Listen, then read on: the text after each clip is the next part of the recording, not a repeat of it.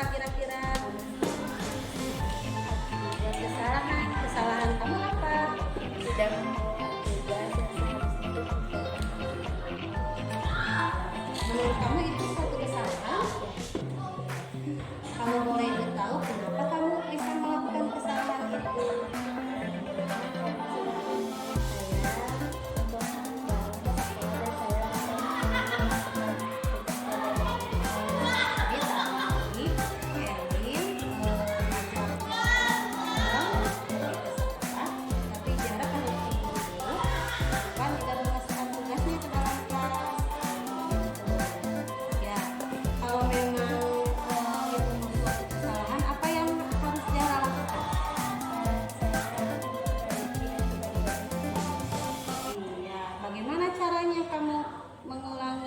Memperbaiki kesalahan itu.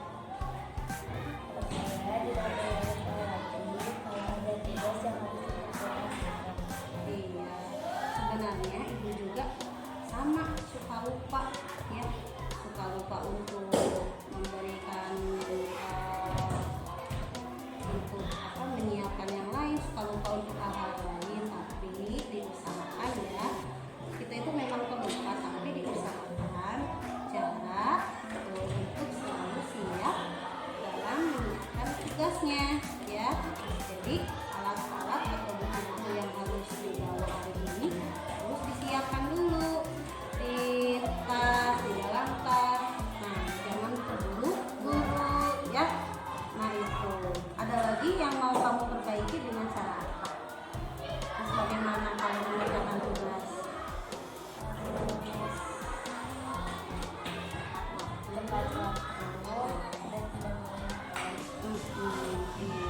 Terima kasih Azahra ya. Mudah-mudahan nanti ke depannya kamu tidak lupa lagi untuk membawa tugasnya ya, dan bisa berbagi lagi dengan teman yang lain dalam mengevaluasi tugas masing-masing ya. Silakan Azahra, mau istirahat ya?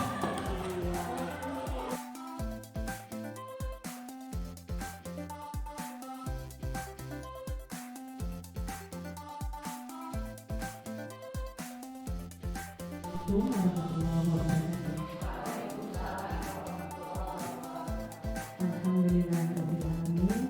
Di siang hari yang cukup kita dapat berkumpul di tempat yang Allah memuliakan. Sholawat serta salam tercurah limpahkan kepada Nabi Muhammad SAW. Pada kesempatan kali ini, insya Allah kita akan melaksanakan diseminasi aksi nyata, yaitu budaya positif yang akan nanti disampaikan oleh Ibu Mega Nurkamila SPD. Dalam acara ini kita bagi menjadi dua sesi. Sesi pertama pemaparan materi, sesi kedua tanya. Untuk itu kepada pemateri kami persilakan.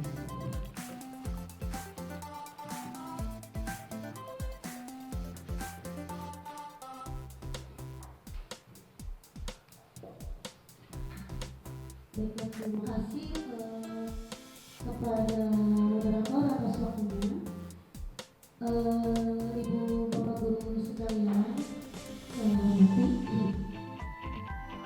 Pada saat ini, pada kesempatan ini, mohon maaf, saya bukan berarti mau menggurui Bapak Ibu semua, tetapi di sini saya berdiri untuk berbagi dalam hal tentang budaya positif yang sudah saya dapatkan dari pendidikan guru pemula. Dan diseminasi ini saya laksanakan itu sebagai bentuk aksi nyata di modul 1.4 tentang budaya positif.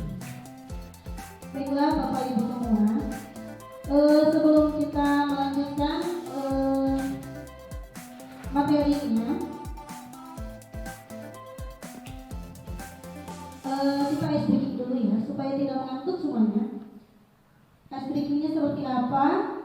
Kalau misalkan saya bilang 1 pagi, Saya bilang siang 2 kali, saya bilang sore 3 kali, kalau malam begini. Tidur ya. Tidak ada tepuk. Siap Bu? Pak? Ya. Pagi, siang, sore, malam, siang, sore. Alhamdulillah semuanya sudah fokus ada di peran ini ya.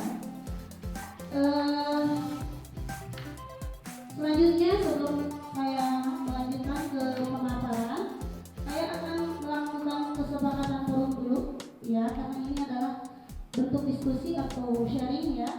Yang pertama kesepakatannya serius tapi santai ya.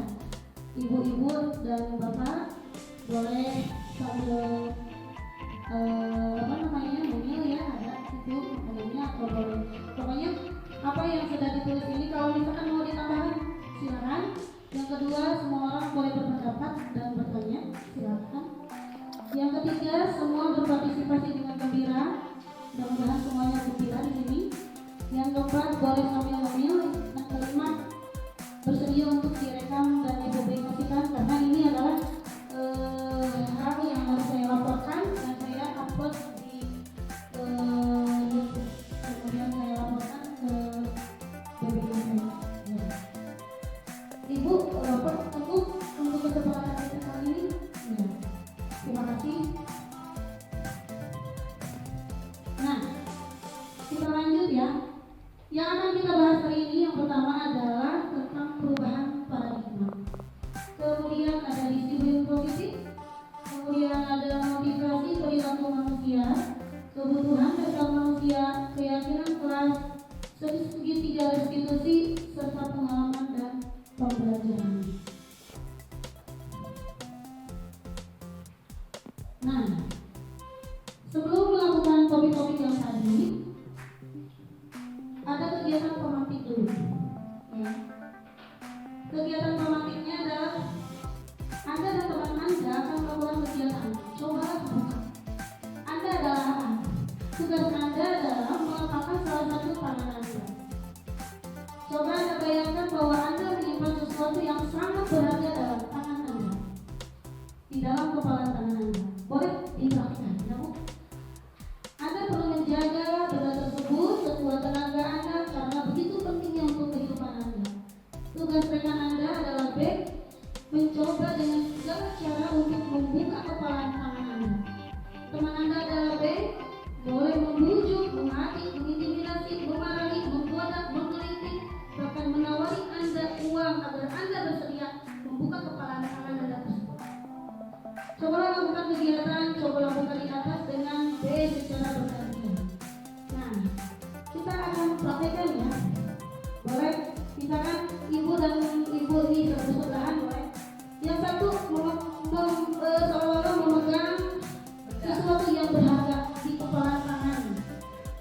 Yang satu orang lagi berusaha untuk membuka kepala tersebut. Apakah? Coba boleh. Bu Tati sama Ibu Pian misalkan. Nah begitu. Bu Pian yang mau membuka. Bu Pian membuka. Begitu. Ya. Seolah-olah ibu yang mengepal ini memegang sesuatu yang berharga dan yang satu orang lagi ini memaksa untuk membukanya. Bagaimana? Bagaimana rasanya Bu? Bagaimana Bu Tati? Bertahan. Bagaimana menggoda terus? Iya susah. Iya ternyata betul. Itu masih bertahan. Iya. Oh ada.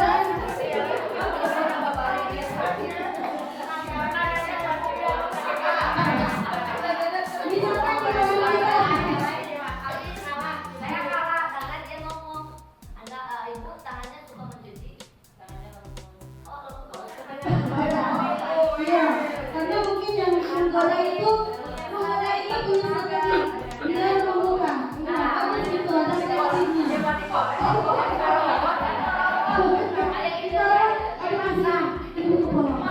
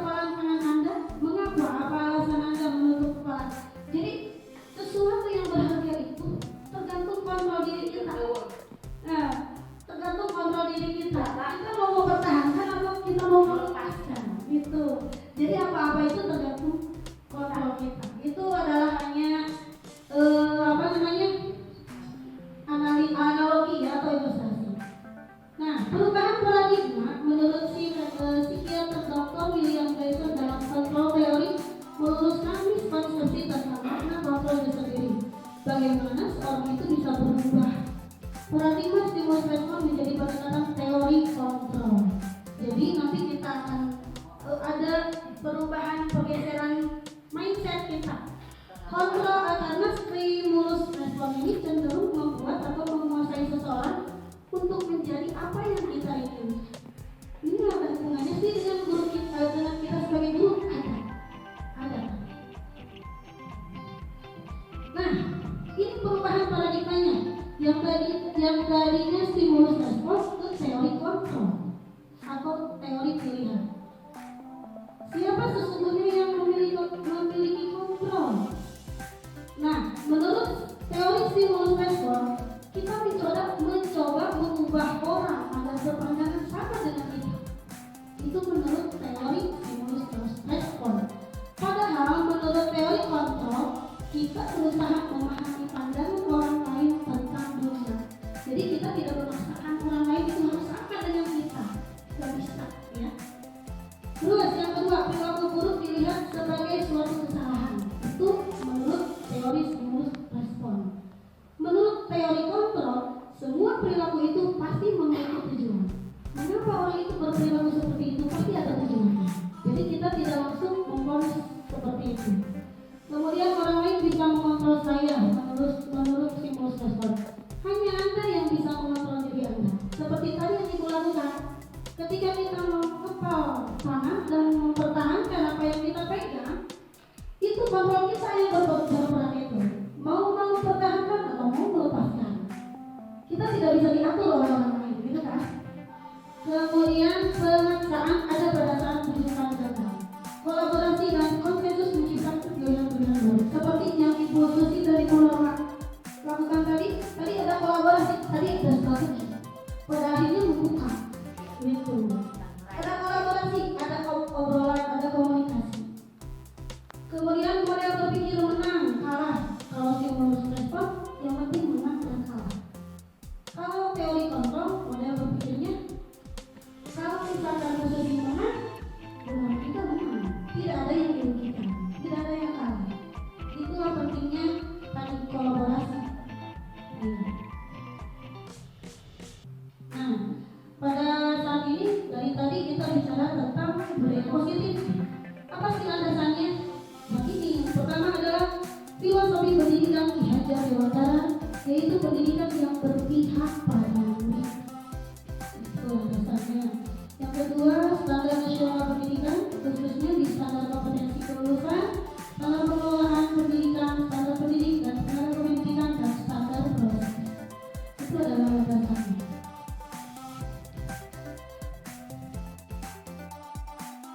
Apa itu budaya positif? Budaya positif adalah, Ibu bisa membacakan. Budaya positif adalah suatu situasi yang terbentuk dari kebiasaan-kebiasaan yang memiliki nilai kebaikan sehingga terciptanya lingkungan yang menyenangkan, aman, nyaman untuk murid bertumbuh sehat, serta dapat menjaga dan melindungi setiap murid dari hal yang kurang bermanfaat atau bahkan mengganggu proses perkembangan potensi murid. Jadi suatu situasi yang terbentuk dari kebiasaan yang memiliki nilai kebajikan. Jadi tidak langsung jadi ini budaya positif, tidak. Tapi budaya positif itu terbentuk dari kebiasaan itu secara bertahap. Ya. Kemudian kebiasaan itu melahirkan satu nilai kebajikan yang akhirnya nanti si anak itu melakukan itu bukan lagi suatu kewajiban, tapi sudah menjadi budaya, sudah menjadi karakter. Jadi karakter. Nah, makna disiplin. Budaya positif pasti ada hubungannya dengan disiplin. Dalam rangka menciptakan lingkungan yang positif, salah satu yang bisa tinjau kembali adalah penerapan disiplin di sekolah kita. Disiplin diri merupakan usaha seorang untuk mengontrol dan menguasai dirinya sendiri untuk memilih tindakan yang mengacu pada nilai-nilai kebajikan universal yang dirinya hargai agar tercapai tujuan mulia yang diinginkan. Hal ini juga berarti orang tersebut dapat menyeimbangkan antara hak dan kewajibannya, serta dapat bertanggung jawab atas segala yang dilakukannya. Disiplin diri ini atau power ini harus berasal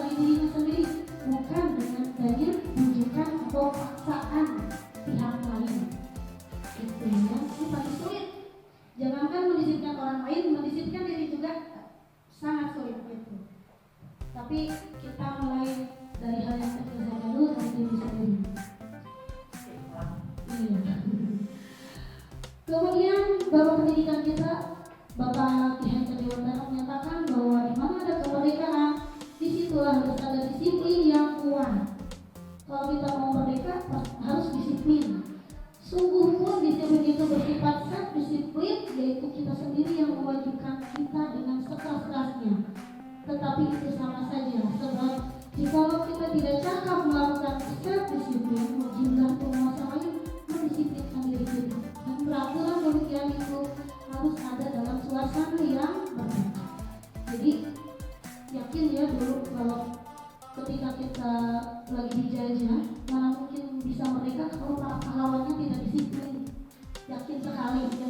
Berarti pahlawan kita itu sangat bekerja keras untuk mendisiplinkan diri.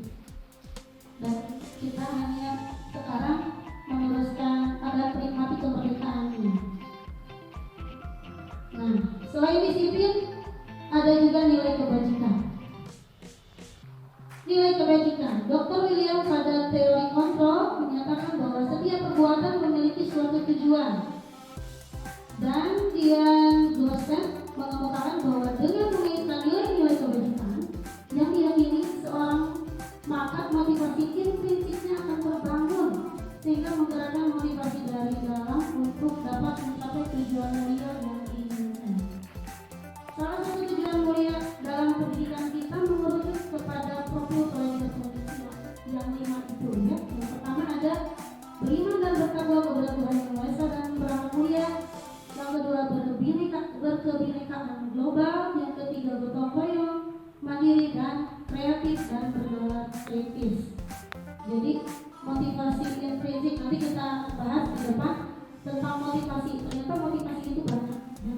Ada ekstrinsik, ada intrinsik. Nah semuanya itu pada ujungnya akan melahirkan nilai-nilai kebajikan. Di negara kita di Indonesia itu ada kurikulum merdeka ya, yang pada akhirnya nilai-nilai kebajikan itu mengerucut pada P5 itu, profil P5 ya, pendidikan profil pelajar Pancasila. Penguatan profil pelajar Pancasila yang baik.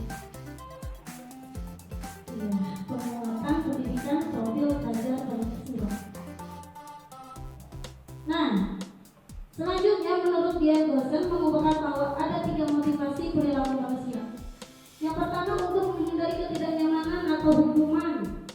Itu termasuk motivasi ekstrinsik. Yang kedua untuk mendapatkan imbalan atau penghargaan orang lain. Itu juga sama ekstrinsik. Yang ketiga, yang ketiga paling sulit, untuk menjadi orang yang mereka inginkan dan menghargai diri sendiri dengan nilai-nilai yang mereka percayai. Kira-kira kita ada di motivasi yang nomor 1, 2, atau 3? Itu mah percaya diri lah. Kalau kita tidak masuk kerja, takut nggak cair sertifikasi. Itu berarti kerjanya motivasinya ekstrinsik. Iya. Nah, gitu ya. Itu bisa menilai diri sendiri. Tapi ini yang paling penting itu kita itu harusnya dari motivasi yang ketiga.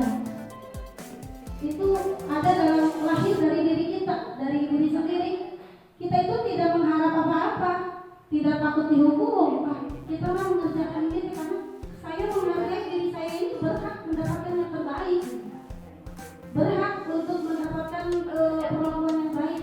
Jadi saya motivasinya saya kerja itu bukan karena ingin apa gitu, tapi motivasi yang paling baik itu motivasi yang ketiga, motivasi intrinsik yang nantinya akan melahirkan nilai-nilai kebajikan, sadar diri ya, betul. Jadi kesadaran diri itu seperti mudah, tapi ternyata dalam mempraktekannya sulit.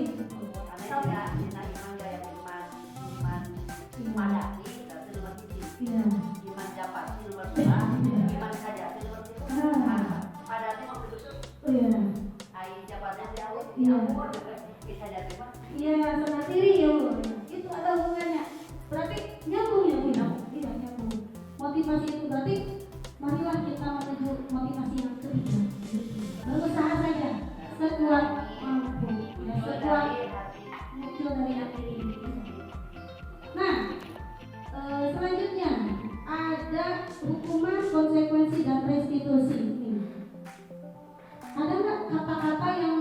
Bapak Ibu ini aneh, baru didengar yang mana? Restitusi baru dengar. Nah, mari kita bahas.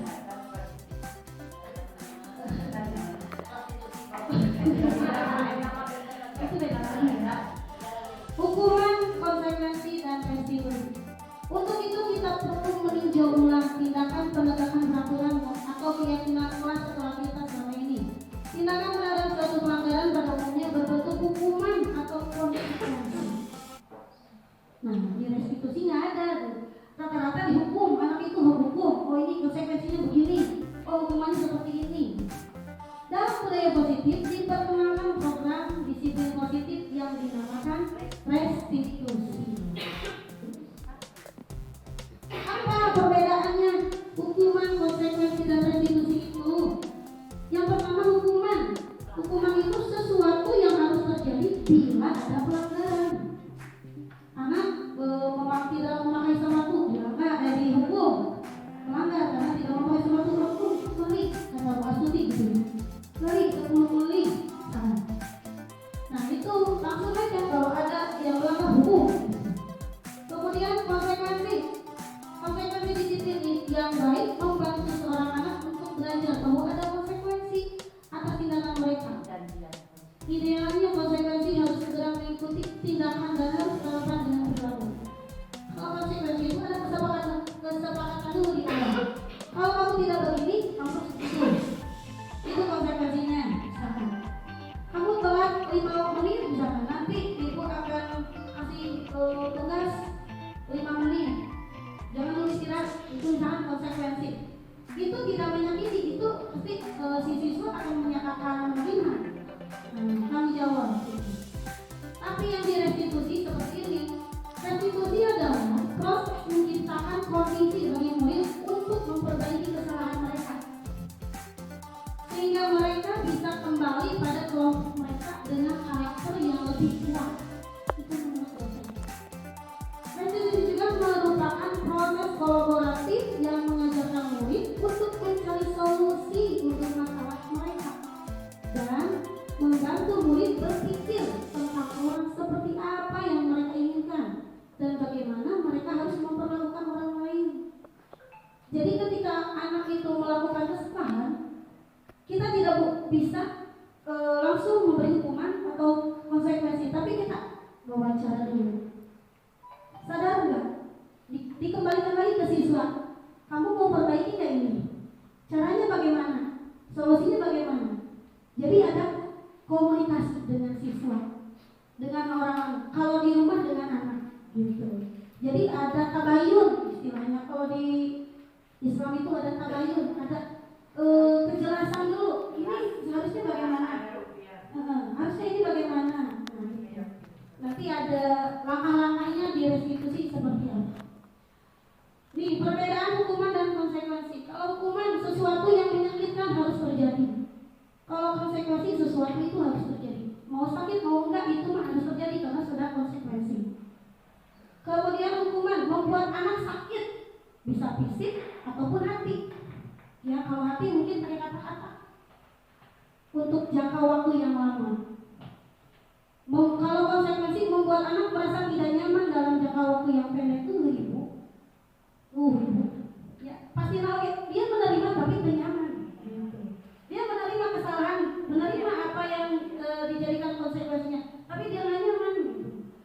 Terus yang ketiga, anak membenci kedisiplinan. Kalau hukuman pasti anak itu nggak ada napaknya istilahnya. Pasti dia akan mengulang lagi. Kemudian kalau konsekuensi anak menghargai disiplin. Kalau hukuman itu dipaksa. Kalau konsekuensi stimulus. Oh iya saya begini tadi saya salah gitu. Kemudian kalau hukuman mendorong anak menyakiti diri sendiri. Kalau konsekuensi mendorong anak agar mudah menyesuaikan diri. Kalau hukuman konsep diri yang buruk, kalau konsekuensi konsep diri yang baik. Hukuman anak belajar untuk menyembunyikan kesalahan. Kalau konsekuensi anak belajar untuk mematuhi peraturan. Kemudian kalau hukuman marah, rasa bersalah, dipermalukan, merasa tak dihargai. Konsekuensi kehilangan hak, dibuat tidak nyaman, diasingkan untuk sementara. Nah itu, jadi pasti ada resikonya ya.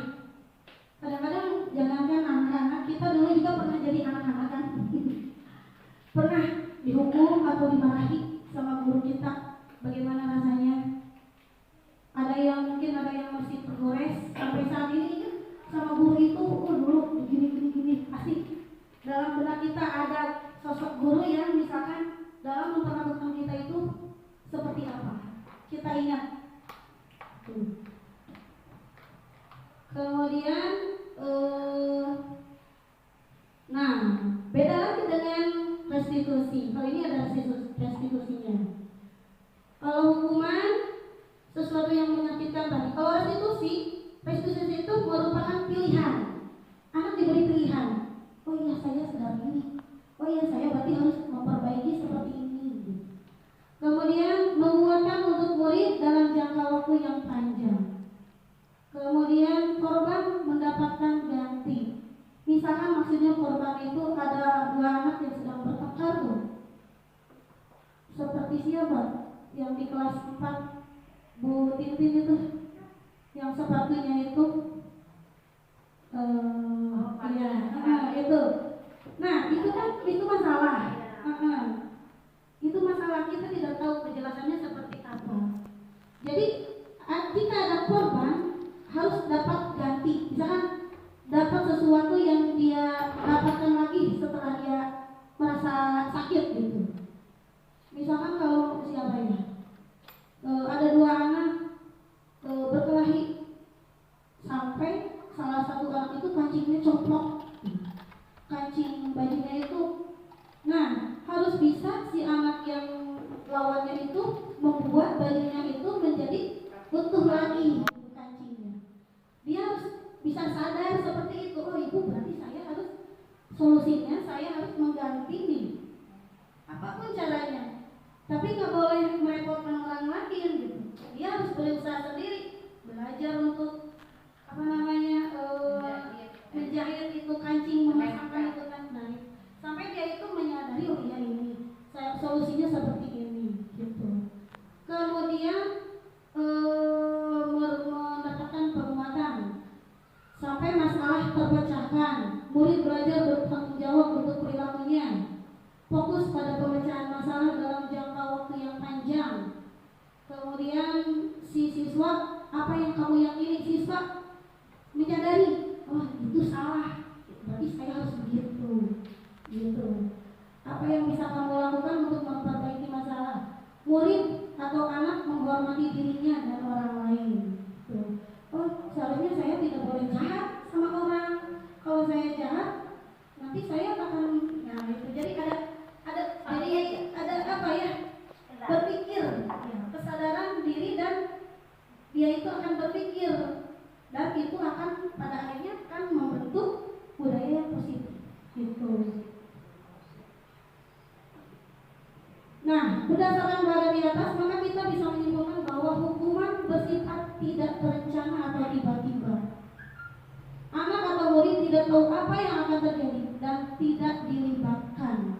Hukuman bersifat satu arah. Jadi hukuman itu hukuman guru. Apa hukuman itu? Guru gitu. Dari pihak guru yang memberikan, dan murid hanya menerima suatu hukuman tanpa melalui suatu kesepakatan atau pengarahan dari pihak guru, baik sebelum atau sesudahnya. Hukuman yang diberikan bisa berupa fisik maupun psikis. Murid atau anak disakiti oleh suatu perbuatan atau kata-kata. Nah, itu hukuman mah tiba-tiba aja ya. Jadi ketika melihat kamu itu bending, kamu ini, nah itu langsung tiba-tiba. Tidak ada kesepakatan dari awalnya. Sementara disiplin dalam bentuk konsekuensi sudah terencana atau sudah disepakati, sudah dibahas atau disetujui oleh murid dan guru. Umumnya bentuk-bentuk konsekuensi dibuat oleh pihak guru, dan murid sudah mengetahui sebelumnya konsekuensi yang akan diterima bila ada pelanggaran.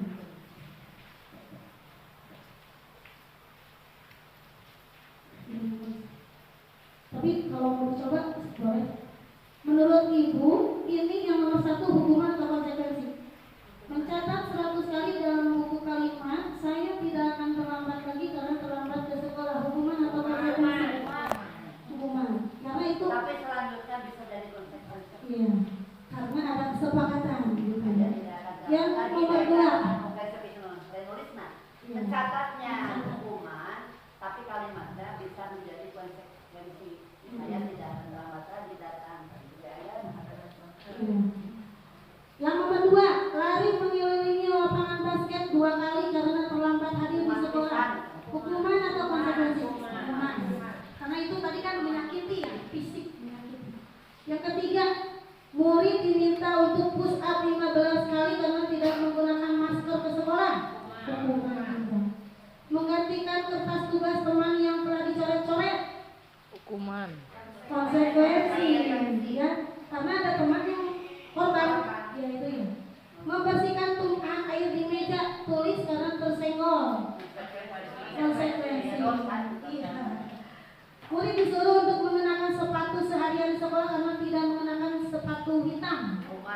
Kuman. Lari mengelilingi lapangan basket 2 kali karena terlambat 10 menit untuk pelajaran PJOK. Konsekuensi. Karena itu ada hubungannya dengan pelajaran gitu. Tenang naon kalau Bu Astuti seperti itu. Iya. Yang membiasakan untuk selalu memberi hukuman kepada anak, maka untuk itu kita buat dulu keyakinan kelas. Keyakinan kelas. Mengapa keyakinan kelas? Mengapa tidak peraturan kelas saja? Nilai-nilai keselamatan atau kesehatan inilah yang kita sebut sebagai suatu keyakinan, yaitu nilai-nilai kebajikan universal yang disepakati secara tersirat dan tersurat, lepas dari latar belakang suku, negara, bahasa maupun agama. Keyakinan seseorang akan lebih memotivasi seseorang dari dalam. Seseorang akan lebih tergerak dan bersemangat untuk menjalankan keyakinannya daripada hanya sekedar mengikuti serangkaian peraturan tertulis tanpa makna. Murid-murid pun demikian. Mereka perlu mendengarkan dan memahami arti sesungguhnya tentang peraturan-peraturan yang diberikan. Apa nilai-nilai kebajikan di balik peraturan tersebut? Apa tujuan utamanya? Dan menjadi tidak tertarik atau takut sehingga hanya sekedar mengikuti serangkaian peraturan-peraturan yang mengatur mereka tanpa memahami tujuan mulianya.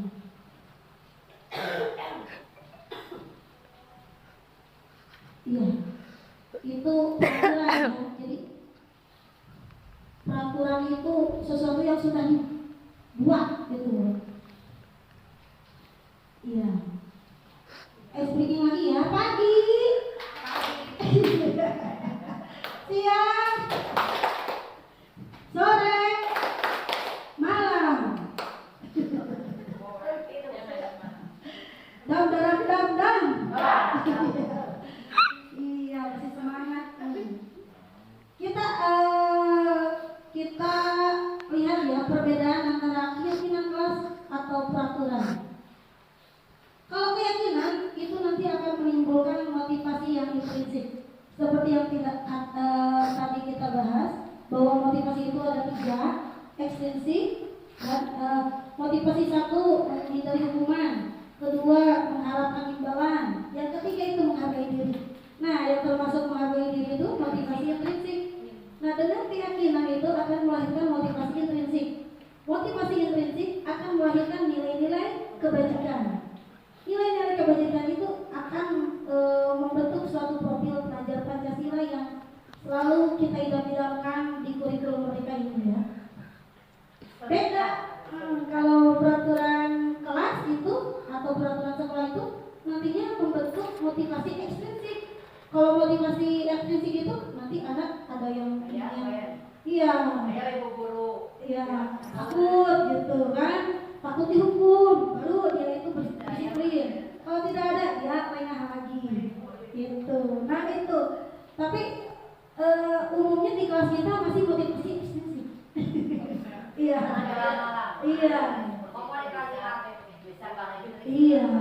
Lama-lama. Iya. Makanya nanti insya Allah di depan kita akan bahas bagaimana kita membuat keyakinan kelas dulu supaya bisa melahirkan motivasi intrinsik.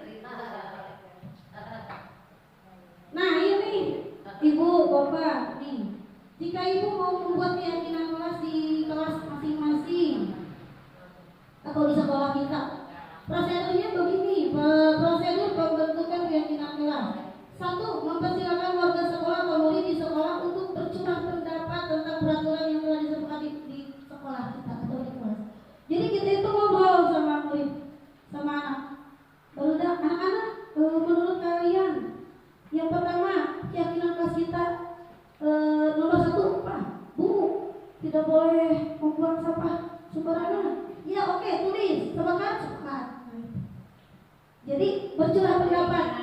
Ya, keinginan anak saja. Mencatat semua masukan pada murid di papan tulis atau di kertas besar, di mana semua anggotanya bisa melihat hasil curah pendapat.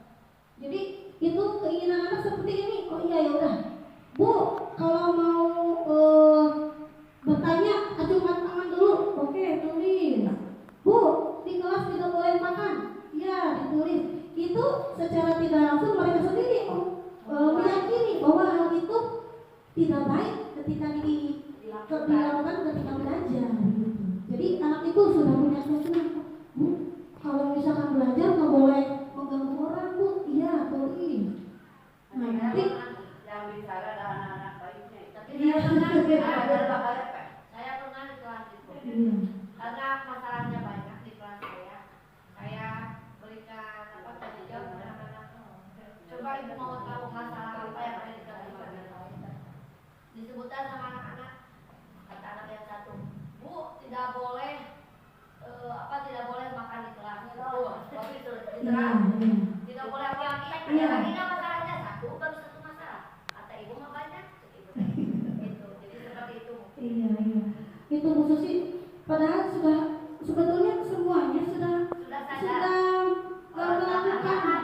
Cuma mungkin istilah keyakinan kelas baru terdengar hari ini, tetapi pelaksanaannya teknis sudah. Nah, iya kita bisa di kelas masing-masing untuk membuat lagi keyakinan kelas, ya. Iya. Ditulis nggak? Harusnya dituliskan itu, yang bisa dibaca oleh semua siswa. Jadi teringatkan, oh iya, gitu kan. Mau bikin salah, lihat itu, oh iya, gitu kan. Susunan keyakinan kelas sesuai prosedur pembentukan keyakinan kelas, ya. Gantilah kalimat-kalimat dalam bentuk negatif menjadi positif. Jadi tidak boleh mengeluarkan ada kalimat-kalimat yang negatifnya. Jadi kita itu rada-rada enak didengarnya supaya anak itu di hatinya itu tertanamnya itu positif, gitu, ya. Tinjau kembali daftar surat pendapat yang sudah dicatat, tinjau ulang. Setelah keyakinan kelas selesai dibuat, maka semua warga kelas dipersilakan meninjau ulang. Ya. Itu negatifnya. Jadi di kelas harus begini. Kan gantilah kalimat-kalimat yang jadi kalimat tidak boleh itu tidak harus itu kalimat tapi udah jadi bisa diterima. Lebih baik jangan makan di kelas.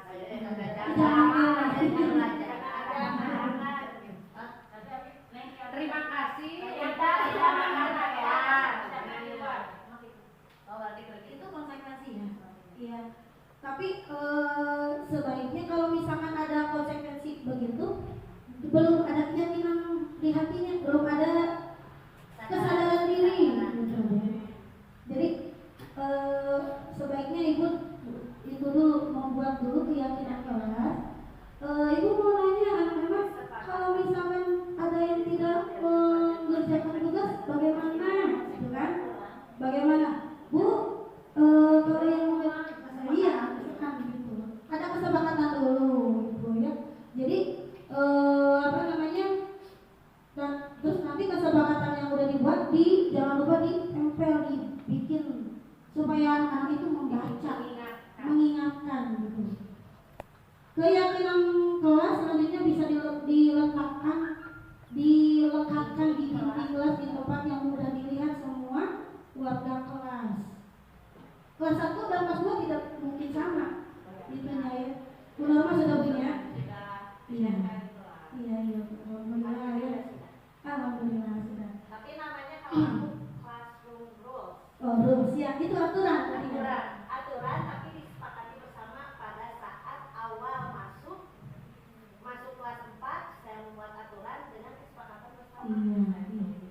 Ya itu bisa dimasukkan, itu termasuk keyakinan kelas juga. Iya.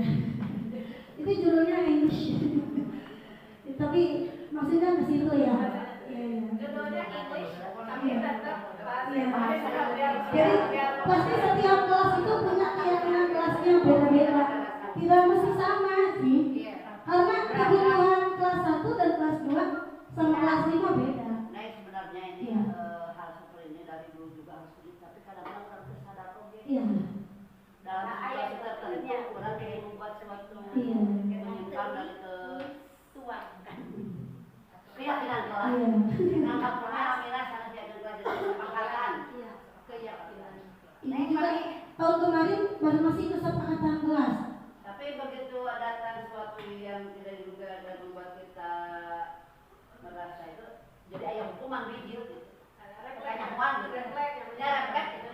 Karena itu kondisional ya, tidak bisa kita duga. Nah, keyakinan kelas yang tadi itu insya Allah nanti akan melahirkan budaya positif. Karena si anak itu tersadarkan. Budaya positif kan tadi karena kebiasaan-kebiasaan yang baik dan nantinya itu melahirkan nilai-nilai kebajikan yang terkandung dalam profil pelajar Pancasila.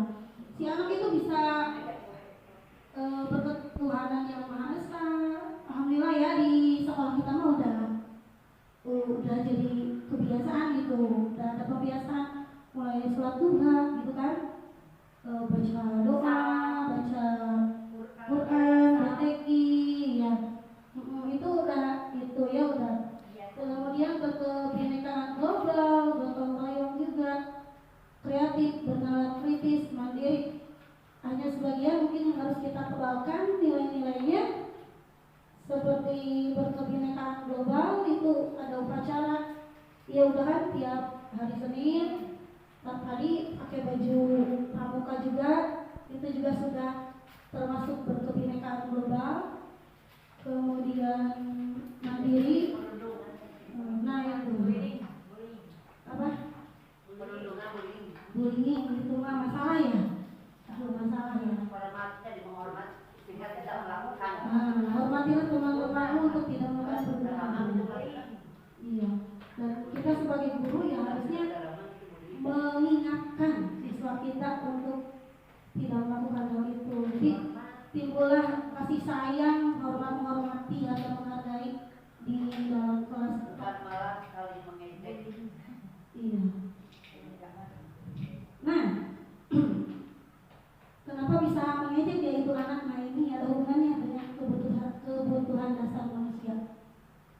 Kenapa anak itu bisa bermasalah? Ada alasannya pasti. Kebutuhan dasar manusia. Seluruh tindakan manusia itu memiliki tujuan tertentu. Jadi seperti yang tadi saya bilang, kenapa anak itu bisa begini? Ada alasannya. Semua yang kita lakukan adalah usaha terbaik kita untuk mendapatkan apa yang kita inginkan. Ketika kita mendapatkan apa yang kita inginkan, sebetulnya saat itu kita sedang memenuhi satu atau lebih dari satu kebutuhan dasar kita.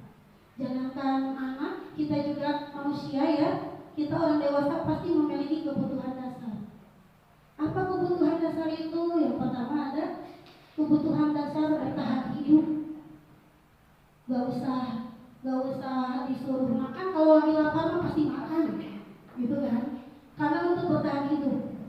Yang kedua, kasih sayang dan rasa diterima, kebutuhan untuk diterima. Yang ketiga ada penguasaan, kebutuhan pengakuan atas kemampuannya. Yang ketiga ada kebutuhan kebebasan, merasa bebas akan pilihan. Kemudian kebutuhan dasar terakhir adalah kesenangan. Ini 5 kebutuhan dasar ini nggak bisa dipungkiri oleh kita. Kita juga manusia kan? Manusia. Iya. Nah, kebutuhan ini ada dalam diri kita. Sama, anak juga manusia punya kebutuhan ini. Jadi ketika si anak mendapatkan kesalahan atau melakukan suatu kesalahan, kita lihat dulu kebutuhan dasarnya terpenuhi atau tidak. Jangankan anak, kita juga kalau tidak terpenuhi kebutuhan kita pasti berontak. Kita berontak. Kita kurang senang pasti berontak. Pasti marah-marah. Bu Titi kurang bebas pasti berontak. Tuh. Ya. Nah itu. Jadi kebutuhan dasar ini harus kita tahu bahwa ternyata murid kita itu punya kebutuhan dasar seperti ini, seperti yang kita rasakan.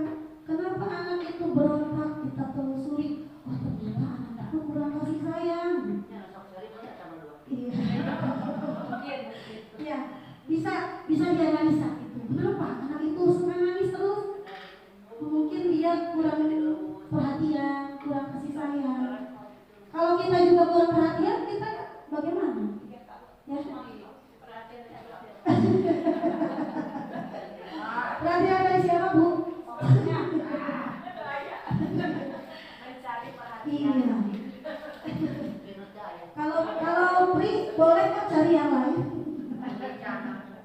Ya. Kemudian Semangat. nah, Bahagia. Terus hebat. dasar manusia itu jangan pernah kita lupakan, terus kita lihat setiap anak didik kita, karena kita objek kita adalah siswa, anak didik kita. Jadi siswa itu jangan biarkan disamaratakan, tidak bisa. Makanya nomor 1 di PKB mengenal karakter. Persis, betul, Iya kira. betul, ya. Jadi kita tidak bisa menyamakan si A dan si B itu sama, kebutuhannya pasti beda. Oh ini di rumahnya kondisinya seperti ini, oh ini si ini begini. Nah makanya kita sebagai guru harus tahu 5 posisi kontrol. Karena yang paling sulit itu mengontrol diri sebenarnya. Dian Klasen dalam bukunya Restitution mengemukakan bahwa guru perlu meninjau kembali penerapan disiplin di dalam ruang-ruang kelas mereka selama ini. Apakah telah efektif? Apakah berpusat, memerdekakan, dan memandirikan murid? Bagaimana dan mengapa? Melalui serangkaian riset dan berdasarkan pada teori kontrol, Glaser, dosen berkesimpulan ada 5 posisi kontrol yang diterapkan guru, orang tua ataupun atasan dalam melakukan kontrol. Kelima posisi kontrol tersebut adalah 1. Ada penghukum, 2. Pembuat rasa bersalah, 3. Menjadi teman, 4. Memantau, yang terakhir posisinya adalah manajer. Manakah yang paling baik, posisi yang mana? Nah, ini bedanya. Penghukum, guru yang menjalankan posisi penghukum senantiasa mengatakan bahwa sekolah memerlukan sistem atau alat yang dapat menekan murid-murid lebih dalam lagi. Ketika murid melanggar, maka guru memberikan hukuman, baik fisik maupun verbal. Itu mau ujung-ujung dihukum. Anak salah hukum, anak salah hukum, teman tukang hukum guru. Kira-kira seperti itu nggak kita? Tidak. Salah. Kondisional. Kita juga. Yang kedua ada pembuat rasa bersalah. Pada posisi ini guru akan bersuara lembut, namun guru menciptakan suasana yang tidak nyaman bagi murid sehingga murid akan merasa bersalah atau rendah diri. Haji, kamu Haji atuh. Tolongan ibu teh capek. Seperti itu. Jadi murid merasa dirinya itu ya udah gitu, merasa diri. Oh iya gitu. Paham? Atuh. Udah ibu teh capek dari tadi ngejelasin. Isolat terus ibu teh. Jadi oh iya, jadi budak teh merasa bersalah gitu. Pembuat rasa bersalah. Yang ketiga, teman. Guru pada posisi ini tidak akan membuat murid tidak nyaman, namun akan berusaha mengontrol murid dengan persuasi atau bujukan. Iya, mah jika kamu jika kamu benar, seperti ke teman gitu. Tapi itu bagus sebenarnya. Tapi ada satu kondisi di mana si murid itu justru akan lupa bahwa suka lupa menghormati bahwa kita itu gurunya. Gitu ya. Yang keempat ada pemantau. Guru dalam posisi ini mengawasi murid berdasarkan peraturan yang berlaku.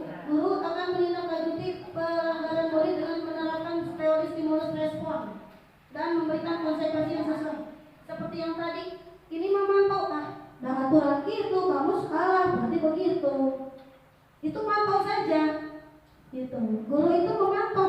Kamu kan tahu aturannya begini, berarti kamu begitu. Berarti kamu harus begitu. Kalau kamu melanggar begini, menurut aturan kan begini, berarti kamu begitu harus hukumannya misalnya. Itu pemantau. Itu kan menerapkan teori stimulus respon dan konsekuensi karena tadi kamu sudah melanggar, konsekuensi seperti ini kamu harus lakukan. Udah cukup selesai. Itu pemantau saja. Posisi yang kelima, posisi terakhir adalah manajer. Dalam posisi ini guru akan berdiskusi dengan murid, mempersilahkan mereka mempertanggungjawabkan perilakunya, mendukung murid agar dapat menemukan solusi atas permasalahan sendiri. Jadi hari manajer ada diskusi dulu. Ada tabayun dulu. Coba kamu tadi kenapa? Alasannya kenapa kamu tidak bawa buku? Alasannya kenapa kamu tadi sepatunya udah hitam misalnya? Kamu punya alasan nggak? Beri kesempatan anak itu memberikan alasannya. Itu. Jadi kalau manajer itu menyadarkan anak dan dia mau memperbaiki kesalahannya sampai anak itu di waktu yang akan datang itu tidak akan melakukan lagi kesalahan. Gitu. Oh iya, saya lupa harusnya saya begini. Itu akan melahirkan budaya positif kalau ada di posisi yang kelima, manajer gitu. Nah ini posisi kontrolnya. Kalau misalkan sampai ke manajer, kalau terhukum, guru berbuat berarti menunjuk-nunjuk, menyakiti, menyindir, itu menghukum. Itu mah sadisnya guru langsung hukum. Tapi insya Allah itu kata ibu kepala tadi ya kondisional ya itu, kondisional. Iya. Iya. Kalau ke manajer nih paling kanan, guru itu mengajukan pertanyaan-pertanyaan, entah ujung memponis gitu. Tapi mengajukan pertanyaan, kenapa kamu begitu? Coba alasannya apa? Yang benar. Alasannya dikeluarkan gitu. Apa yang kita yakini, apa yang kamu yakini? Nah, menurut kamu, kamu salah nggak? Jadi pilih dan baik. Kamu tidak mengerjakan tugas. Menurut kamu itu salah nggak? Salah bu, itu keyakinan diri. Oh iya ini salah. Terus kalau misalkan itu salah, kamu mau apa? Saya mau memperbaiki bu. Itu keluar dari kata-kata dia. Gitu. Kemudian bagaimana caranya agar saya bisa memperbaiki keadaan ini? Mengevaluasi diri bagaimana menjadi diri yang lebih baik. Murid meletakkan dirinya sebagai individu yang positif dalam dunia berkualitas. Jadi pada akhirnya nanti akan melahirkan budaya positif. Itu kebiasaan. Mudah-mudahan anak-anak kita saleh. Amin. Nah ini selanjutnya kita akan membahas tentang segitiga restitusi yang katanya tadi asing bagi kita. Padahal ini sudah banyak dipraktekkan sebenarnya. Oh iya. Dian Gosman dalam bukunya telah merancang sebuah tahapan untuk memudahkan para guru dan orang tua dalam melakukan proses untuk menyiapkan anaknya melakukan restitusi bernama segitiga restitusi. Restitution Triangle. Jadi saya sudah mengarah menjadi guru BP. Betul bu. Karena kita guru kelas ya. Jadi sedang mengarah, sedang ajar misalnya, saya tinggal Kontrol diri, ya, mengontrol diri dan mengontrol anak. Betul, betul. Iya. Segitiga restitusi itu berdasarkan ini kan segitiga ada 3 tahapan ya. Yang pertama itu ada menstabilkan identitas, kemudian ada validasi tindakan yang salah, kemudian ada menanyakan keyakinan. Ini bukan atribusi kita, segitiga biru gitu. Ini ada merah dan biru. Nah itu ya, jadi ada tahapan-tahapannya. Menstabilkan identitas.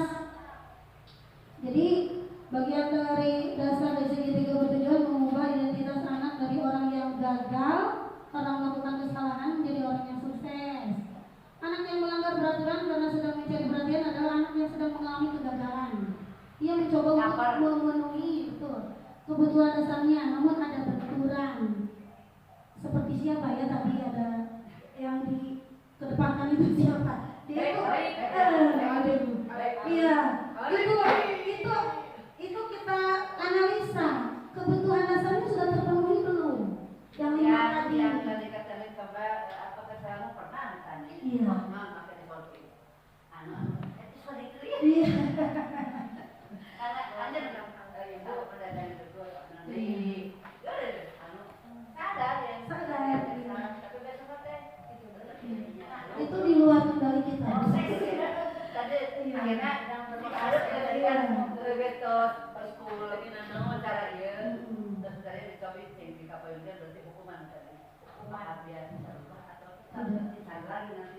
Mengapa? Karena akan melakukan lagi atau Kebutuhan tidak? dasarnya apa yang belum terpenuhi?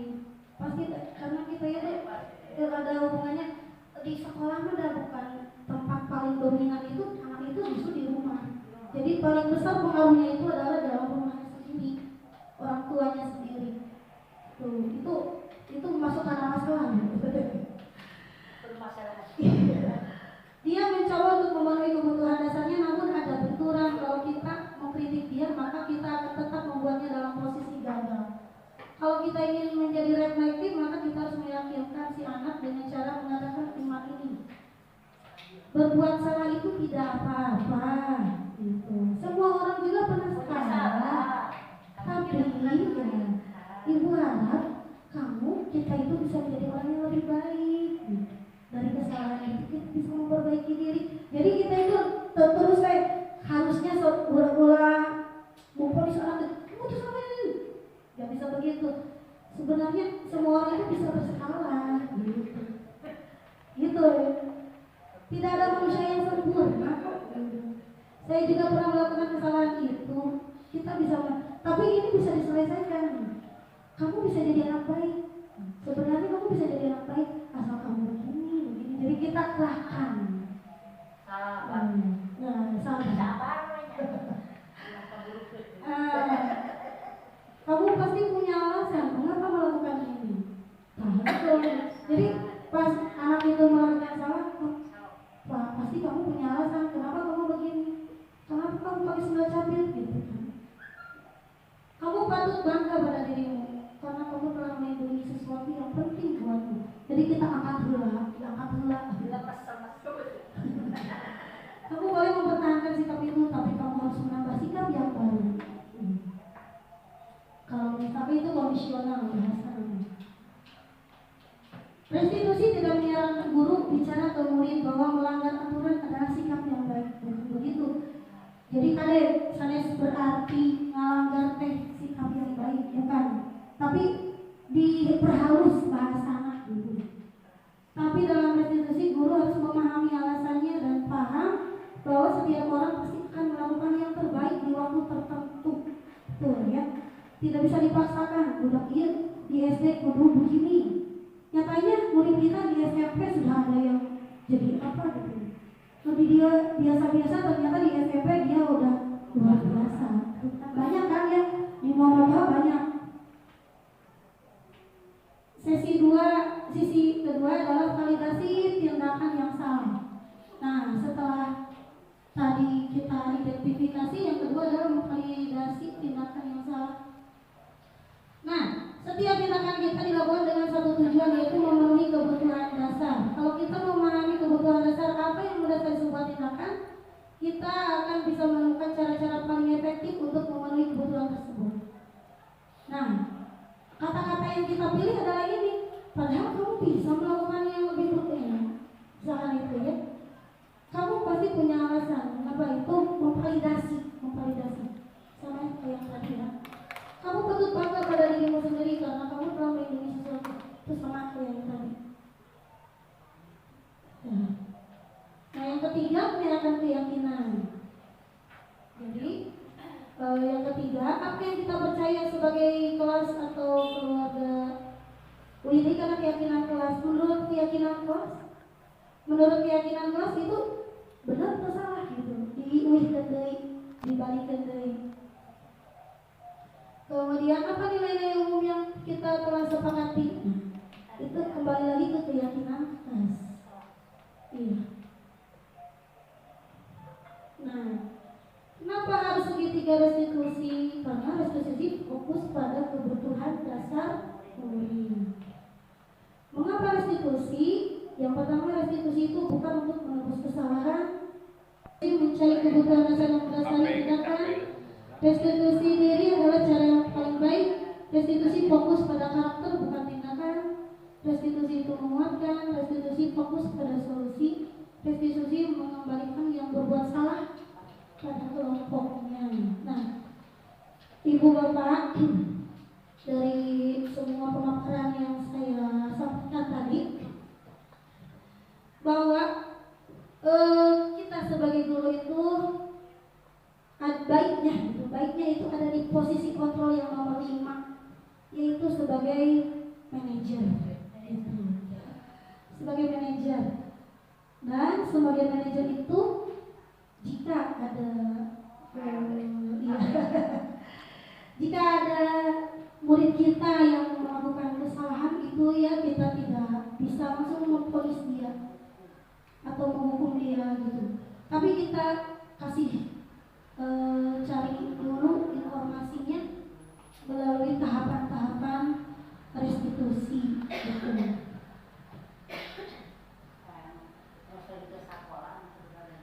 Iya. Nah ini contoh keyakinan kelasnya. 1, ini boleh nanti dicontoh di kelas ya. Kami menjaga ketertiban dan kebersihan kelas setiap saat, itu keyakinannya. 2, kami belajar dengan antusias dan penuh percaya diri. Itu tidak ada kalimat negatif kan? 3, kami senantiasa menghormati guru dan mengasihi sesama. Itu juga tidak ada kalimat negatif. Kami bersaudara dan saling membantu jika ada teman yang memerlukan bantuan. Itu bagus tuh. Biasa dicontek, biasa di ATM. Amati, tiru, dan modifikasi. ATM itu sanes atos wae.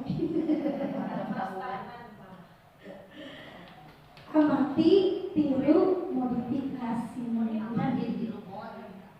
Boleh ditambahkan. Seperti yang sudah saya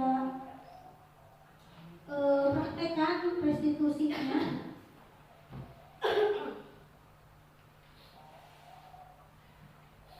Kemarin ketika saya di kelas, tapi ini bukan acting ya, maksudnya bukan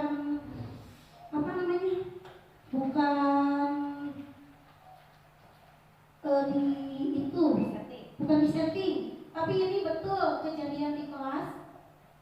Ada satu siswa yang ketika semua orang membawa tugas, dia sendiri tidak bawa.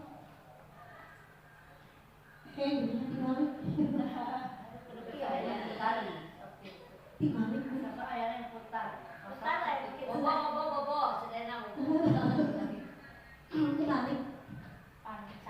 Ini teh ajaran ya. Ketika semua orang bawa tugas, dia sendiri nggak bawa gitu. Padahal ajaran ini orangnya aktif, pinter gitu kan. Tapi dia nggak bawa. Pas nggak bawa, ya udah ini jadi bahan restitusi saya gitu. Dipraktekin lah gua minta restitusinya di di wawancara dulu. Kenapa? Katanya dia ibu sebenarnya saya sudah mengerjakan, tapi tadi ketika mau berangkat sekolah ada elit yang nyamper, yang jadi si tugas itu lupa, padahal sudah dikerjakan, lupa tidak dimasukkan ke dalam tas. Jadi saya itu nggak bawa bu gitu. Kalau Sundanya mah kabengbat. Jadi rusuh. Kalau rusuh kayak lu nyamper, Elin nyamper, dia rusuh penuh berencana. Nah itu. Jadi saya melakukan ini restitusi ini kepada ini di waktu istirahat dipanggilnya anak-anak yang lain istirahat. Jadi ketika ditanya pertama, Kak Zahra, kamu tahu kenapa dipanggil sama ibu? Iya bu, saya tahu. Saya melakukan kesalahan bu. Oh, kesalahan apa? Oh gitu. Kesalahan apa emangnya? Tadi saya ketika orang lain bawa tugas, saya sendiri nggak bawa bu. Dia sadar sendiri gitu. Terus menurut kamu itu salah nggak? Salah bu. Terus kalau salah mau apa? Saya mau perbaiki. Gimana caranya? Oh, lain kali saya harus hati-hati bu. Saya harus menyiapkan sebelum sekolah. Saya buku-buku saya harus siapkan dulu. Dan saya tidak akan mengulanginya lagi. Oh iya, gitu. Jadi ada usaha. Gitu.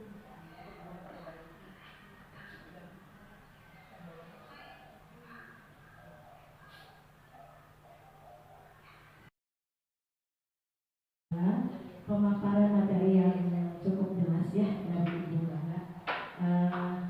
Mungkin di sekian ibu guru, jumlah ibu guru yang ada di sini dan ibu kepala sekolah menemui hal-hal yang tidak sesuai misalnya dengan yang disampaikan atau ada hal-hal yang ingin ditanyakan. Nah sekarang silakan saya buka sesi kedua untuk tanya jawab. Ada yang apakah ada yang mau ditanyakan atau misalnya ada hal-hal yang belum paham mengenai restitusi, apa bedanya sih hukuman, konsekuensi, restitusi atau hal-hal lain yang ingin disampaikan? Untuk yang pertama dari Ibu Nalis. Assalamualaikum warahmatullahi wabarakatuh. Dari paparan tadi dan saya mau ini seperti contoh ya, contoh murid kelas 6 lagi main bola, terus lagi main bola, pas bolanya ke kaca pecah. Nah saya ingin termasuk apa? Hukuman atau konsekuensi atau apa yang lagi karena kan kaca yang harus diganti itu aja ya. Udah, makasih. Boleh ada sedikit apa saya tadi makasih boleh sampaikan kalau misalnya tadi seperti itu ya, ketika kita melihat siswa seperti itu kita memberikan hukuman ganti ya. Itu satu. Yang kedua mungkin tindakan apa yang terbaik dari seorang guru ketika ada siswa yang mengalami hal seperti itu. Apakah hukuman, apakah konsekuensi atau restitusi? Langsung jawab atau ya. Barangkali dari ibu bapak guru ada yang mau mencurahkan pendapatnya, silakan. Dari pemaparan yang tadi, ya silakan. Pandangan menurut ibu. Assalamualaikum warahmatullahi wabarakatuh. Waalaikumsalam. Kalau tadi di kelas atau di sekolah sudah ada dibuat keyakinan diri, kesepakatan jika berbuat A harus begini, jika berbuat B. Jadi kalau yang sudah ada keyakinan diri, perbuatan seperti tadi ada anak yang memecahkan kaca atau langsung mengganti, itu masuknya ke konsekuensi. Itu saja jawaban. Ya, terima kasih Bu. Ya, sama seperti yang Ibu barusan katakan ya. Tadi kan udah ada keyakinan kelas dulu ya. Kalau di sekolah itu kan, kalau yang main bola itu di sekolah, berarti keyakinan sekolah. Keyakinan sekolah. Nah, kalau misalkan mengganti itu konsekuensi. Tapi langkah-langkah yang harus kita lakukan itu adalah restitusi. Anak itu dipanggil dan ditanya sama kita, apa yang kamu lakukan, gitu kan? Menstabilkan dulu identitasnya. Kamu itu berbuat itu, memang ibu kan bisa sih, ibu juga bisa memecahkan. Semua orang juga bisa memecahkan kaca seperti itu. Tapi menurut ibu, kalau misalkan ya, nanti kita bahas lagi, dikembalikan dulu keyakinannya, menurut kamu itu sesuatu yang salah atau tidak? Oh itu saya salah Bu. Berarti masalah harus apa kamu? Saya harus memperbaiki. Jadi tetap betul kata ibu, itu ada konsekuensi. Tapi kita sebagai guru perlu melakukan tahapan restitusi. Kita bicara dulu, ya. Kita bicara sama anak itu, kita arahkan bahwa hal itu tidak baik. Hal itu adalah menurut kesadaran dia, menurut keyakinan dia, itu adalah salah dan yang salah harus diperbaiki dan harus diselesaikan. Diselesaikannya dengan cara apa? Oh saya siap mengganti. Jadi anak itu dengan sadar ingin mengganti apa yang sudah dia rusak gitu. Jadi tidak ada paksaan. Kalau hukuman tadi paksaan gitu. Kalau konsekuensi ya pastilah gitu, pasti tidak nyaman. Tapi kalau pakai diskusi dulu, komunikasi dulu, anak itu akan berpikir, oh iya saya salah gitu. Oh iya, berarti saya seperti itu. Begitu, ya. Barangkali ada yang lain atau cukup? Bagaimana Bu Lalu sudah melihat ada yang bertanya? Bagaimana cukup? Ya, alhamdulillah. Penjelasannya cukup apa? Cukup singkat tapi bermakna ya, padat gitu ya. Ya itu mungkin bisa dipahami ya. Jadi diadakan satu yang dulu ya dalam langkah restitusi itu ketika iya ya amin ya mudah-mudahan. Tapi kita suka refleks ya kalau anak ngobrol ya Emang itu nggak apa-apa. gitu ya insidental oke. Pertanyaan kedua silakan. Barangkali ada yang mau ditanyakan atau ada hal yang perlu diperjelas lagi. Sudah mungkin? Sudah. Ya. Oh, baik, silakan. Dari hasil pemaparan Bu Mega, hayu kurang sasarangan melaksanakan mana yang terbaik melakukan tindakan kepada siswa, terutama kepada siswa yang berbuat kesalahan tadi. Mudah-mudahan kita semua bisa dalam keadaan sadar sehingga tidak melakukan hukuman, tetapi melakukan restitusi sehingga anak menyadari kesalahannya dan timbul kesadaran bahwa kesalahan itu harus ditebus seperti apa, tapi timbul dari sini. Dan memang kita tidak bisa dalam waktu selamanya dalam sadar, apalagi capek, riweuh, pas ada anak yang berbuat salah itu pasti timbulnya naik. Ya mudah-mudahan dengan menerima ilmu ini kita mengetahui ternyata kita harus memperbaiki tindakan kita terhadap sehingga anak kita menjadi anak yang berprofil. Amin. Ya, assalamualaikum warahmatullahi wabarakatuh. Waalaikumsalam warahmatullahi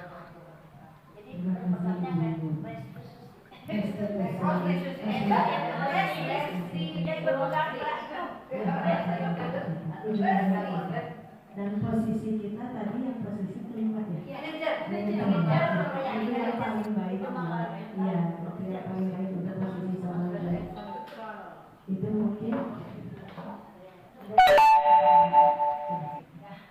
Ya, alhamdulillahirobbilalamin untuk diseminasi Ibu Mega dalam tema budaya positif telah disampaikan. Mungkin sedikit saja yang bisa saya simpulkan bahwa di dalam setiap tindakan itu kita selalu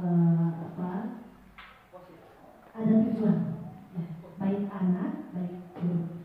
Dan dalam tindakan tersebut sebaiknya dilakukan langkah-langkah yang bijak, yaitu langkah-langkah yang menuju restitusi seperti tadi, seperti yang dijelaskan. Untuk menuju langkah-langkah restitusi tentu saja diperlukan komunikasi, ya, diperlukan komunikasi. Walaupun dalam menuju restitusi ini membutuhkan waktu, ya. Kalau hukuman memang waktunya singkat, merubah keadaan, tapi tidak belum tentu menjadi lebih baik. Terkadang mungkin terkadang diperlukan, tapi dampaknya pendek, gitu ya, pendek. Dan untuk restitusi ini hal yang paling baik yang harus kita lakukan. Perlu kesabaran dalam melakukannya, ya. Mudah-mudahan untuk proses perlu kesabaran. Dan dalam restitusi ini sebetulnya intinya adalah merubah paradigma siswa ketika dia melakukan kesalahan harus dipertanggungjawabkan oleh dirinya sendiri. Kita komunikasikan hal itu kepada siswa sehingga siswa mengarah pada itu. Siswa meyakini kaca harus diganti itu oleh dirinya sendiri. Ya. Jadi tidak dengan guru kamu harus mengganti. Ya. Nah itu mungkin mudah-mudahan kedepannya kita dapat menerapkan restriksi ini. Ilmu yang disampaikan oleh Bu Mega insya Allah bermanfaat bagi kita. Perlu proses, perlu waktu, perlu kesabaran. Mudah-mudahan dapat diamalkan oleh semuanya. Terima kasih atas kehadirannya, terima kasih atas partisipasinya, dan mohon maaf atas segala kekurangan. Begitu mungkin ya yang bisa disampaikan. Wabillahi taufiq wal hidayah. Wassalamualaikum warahmatullahi wabarakatuh.